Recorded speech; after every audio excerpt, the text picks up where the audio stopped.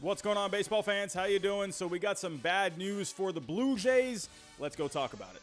So here we go. Bad news for the Blue Jays. Kirby Yates likely to undergo Tommy John surgery, along with the fact that George Springer has an oblique strain, and even Robbie Ray has a bruised elbow. But to me, the big news here, Kirby Yates, that was the guy they brought in to be their closer for this year. In my opinion, Kirby Yates, one of the better closers in the game, if not the best closer in the game. When he's healthy, of course. The guy had a 2-year run where he was just absolutely nasty. Blue Jays bringing him in. He did have surgery to remove some bone spurs last year. Looking like he was going to be pretty healthy. There were some reports this past week where he was dealing with some elbow issues, but now it's looking like, oh boy, well, now it's looking like he's going to be done for the year. Might not even ever pitch for the Blue Jays. So who are some options that could possibly take over? If we go take a look at the bullpen, right now, Fangraphs, they have Jordan Romano projected to be the closer, but they have other guys too, Rafael Dolis, Tyler Chatwood, David Phelps. These are some guys that could take over.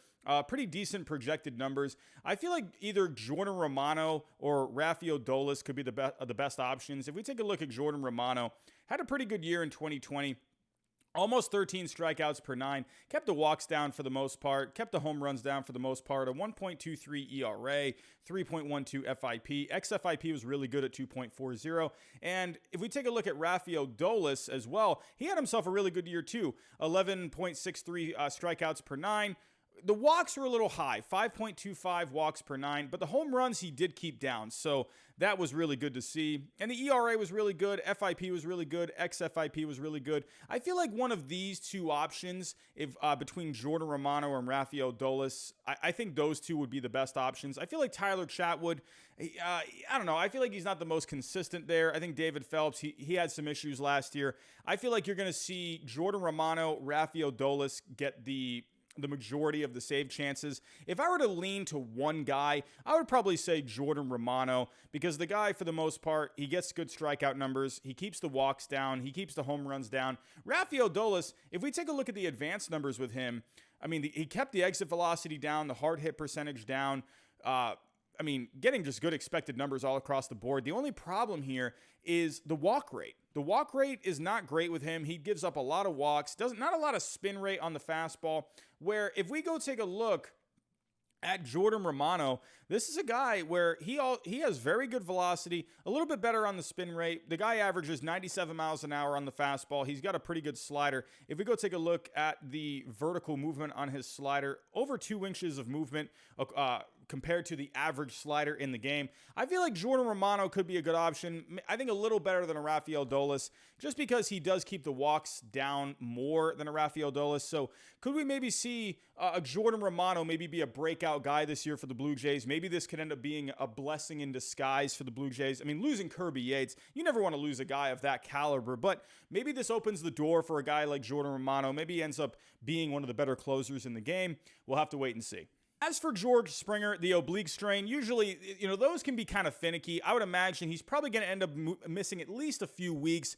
It could end up being about a month. So with the Blue Jays, bringing in a guy like George Springer, they're probably going to be very conservative with this. They're going to make sure they're paying this guy the big bucks. I'd imagine this guy, they're going to be very careful with this one. They're going to make sure they get him back fully healthy. Now, the question is with the Blue Jays, if we could take a look at the schedule right now. The Blue Jays obviously projected to be a very good team this year. They're projected to be one of the better teams in the American League. Definitely, I think, have a chance at maybe going for an American League East title. If we take a look at their schedule in March, so they open up against the Yankees, then they go against the Rangers, the Angels. They play the Yankees a pretty good amount. They got a couple of games against the Red Sox, the Rays. They got a lot of American League East matchups here where, man, if you don't have a guy like George Springer in that lineup, I mean, I'm sure they're going to be able to figure it out. That lineup is just so good. I'm sure they'll be able to plug in some guys, but you would love to have a George Springer in this lineup, especially when you have so many matchups in the American League East to start off this first month. Like I said, you got 6 games against the Yankees. You got a couple against the Red Sox. You got a couple against the Rays. So losing George Springer, it's definitely going to be a bit of a blow. But so in the end, though, I'd imagine they're going to be careful with him. Again, they're paying him big money. They're going to be a little conservative with him. And Robbie Ray, I mean, again, he has a bit of an issue as well, having a bruised elbow. I'm sure he's going to be fine. He's been looking a little better this spring, so they are definitely going to need him. So I'd imagine they're going to be a little cautious with him as well. I think he's going to be fine in the end. I'm sure that's going to heal up rather quickly, but definitely a big blow losing Kirby Yates. Where it's gonna be interesting to see. Are they going to be able to plug some of these guys into different roles? Luckily, they have a little bit of spring training time left to be able to establish those kind of roles. I feel like a guy like Jordan Romano could be a good option. And again, but losing George Springer for that month, it's going to be interesting. You're losing this guy that you just brought in for the top of your lineup.